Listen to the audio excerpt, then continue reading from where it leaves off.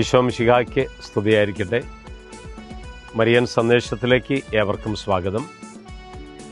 അമ്മയോടൊപ്പമുള്ള യാത്ര, ഈ സന്ദേശങ്ങൾ കേൾക്കുമ്പോൾ നമ്മളും അമ്മയോടൊപ്പം യാത്ര ചെയ്യുകയാണ്. ഈ സന്ദേശങ്ങൾ കേൾക്കുക മാത്രമല്ല, കാണുക മാത്രമല്ല, അത് മറ്റുള്ളവർക്കായി നൽകപ്പെടുമ്പോൾ കൂടുതൽ പേർ അമ്മയെക്കുറിച്ച് അറിയാനും അതിലൂടെ അമ്മയുടെ സ്നേഹം അനുഭവിക്കാനും ഇടയാകും. നമ്മൾ ലുത്തിനിയയെ കുറിച്ചാണ് നമ്മൾ ചിന്തിച്ചുകൊണ്ടിരുന്നത്. ജപമാല ചൊല്ലുമ്പോൾ ലുത്തിനിയയും കൂടി ചൊല്ലുമ്പോഴാണ് ജപമാല പൂർത്തിയാകുന്നത്. ലിറ്റനി എന്ന് ഇംഗ്ലീഷിൽ, ലിത്തെ എന്ന് ഗ്രീക്ക് വാക്ക്, ലാത്തെ ഓ ലിത്താനിയ എന്ന് ലത്തീൻ വാക്ക്. അതിൻ്റെ അർത്ഥം series of petitions or prayer എന്നൊക്കെയാണ്. അവർ ലേഡി ഓഫ് ലൊറേത്തോ, ഇറ്റലിയിലെ ആ ദേവാലയത്തിൽ നിന്ന് ആരംഭിച്ച സ്തുതിഗീതങ്ങളാണ് പിന്നീട് സിക്സ്റ്റസ് അഞ്ചാമൻ മാർപ്പാപ്പ 1587 ലോകം മുഴുവൻ ഇത് ചൊല്ലാമെന്ന് ആഹ്വാനം ചെയ്തത്.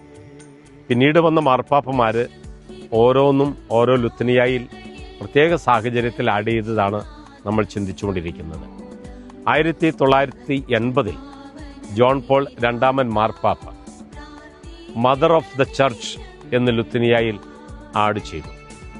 അത് ആഡ് ചെയ്യുന്നതിനൊരു സാഹചര്യം, സെക്കൻഡ് വത്തിക്കാൻ കൗൺസിലിൻ്റെ 3rd സെഷനിൽ അതിൻ്റെ ക്ലോസിംഗ് സെറിമണിയിൽ 1964 November 21 Pope Paul the 6th അദ്ദേഹം ഈ ഒരു കാര്യം സൂചിപ്പിച്ചിട്ടുണ്ടായിരുന്നു.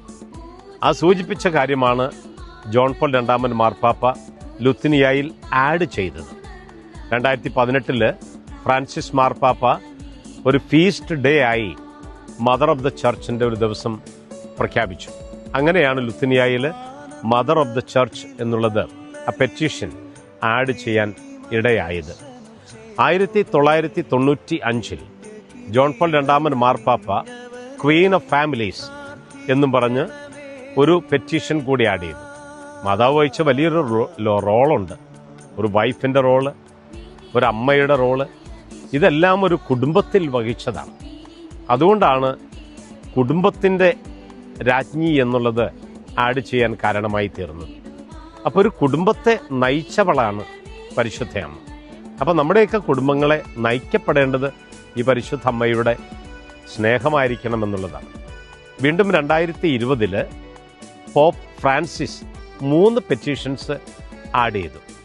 അത് ജൂൺ മാസത്തിലാണ്.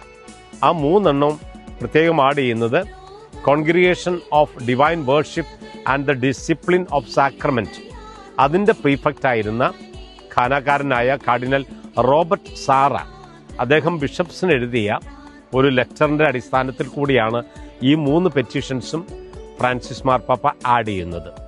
ഒന്നാമത്തെ പെറ്റീഷൻ ഫ്രാൻസിസ് മാർപ്പാപ്പ ആഡ് ചെയ്തത് മദർ ഓഫ് മേഴ്സീസ് എന്നുള്ളതാണ്. മാത്തർ മിസെറികോർദെ എന്നാണ് അത് ലത്തീനിൽ പറയുമ്പോൾ. ഇന്നത്തെ സാഹചര്യത്തിൽ ഒരു ദയയുടെ, കാരുണ്യത്തിൻ്റെ ഒരു കാര്യം പരിശുദ്ധ അമ്മ വഴി നമുക്കൊക്കെ ലഭിക്കേണ്ടതുണ്ട് എന്നതുകൊണ്ടാണ് മാർപ്പാപ്പ ഇത് ആഡ് ചെയ്യുക.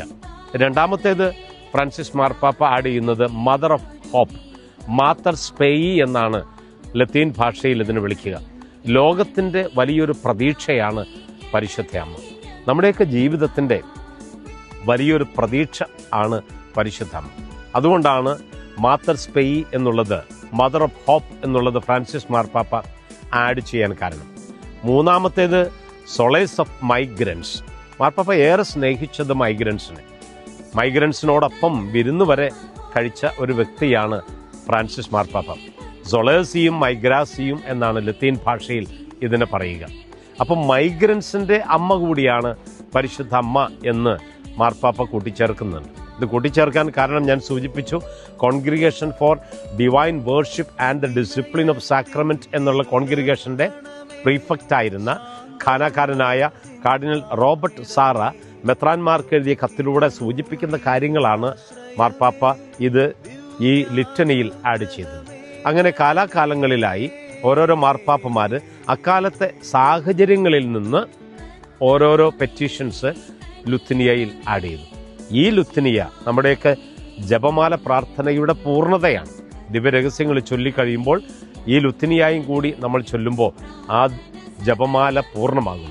ഈ പെറ്റീഷൻസും കൂടി ആഡ് ചെയ്യുമ്പോൾ, അമ്മയുടെ വിശേഷണങ്ങൾ കൂടി ആഡ് ചെയ്ത് അതിന് മറുപടി കൂടി സമൂഹം ചൊല്ലുമ്പോൾ കിട്ടുന്ന അനുഗ്രഹങ്ങൾ ഒത്തിരി വലുതാണ്. അതുകൊണ്ട് പരിശുദ്ധ അമ്മയുടെ അനുഗ്രഹങ്ങളുടെ നിറവറയാണ് ഈ പറഞ്ഞ ലുത്തിനിയകളൊക്കെ. ഈ ലുത്തിനിയയിലൂടെയും ജപമാലയുടെയും പരിശുദ്ധ അമ്മയുടെ അനുഗ്രഹം സ്വീകരിക്കാൻ നമുക്കെല്ലാവർക്കും ഇടയാകട്ടെ എന്ന് പ്രാർത്ഥിക്കുന്നു. ആമേൻ.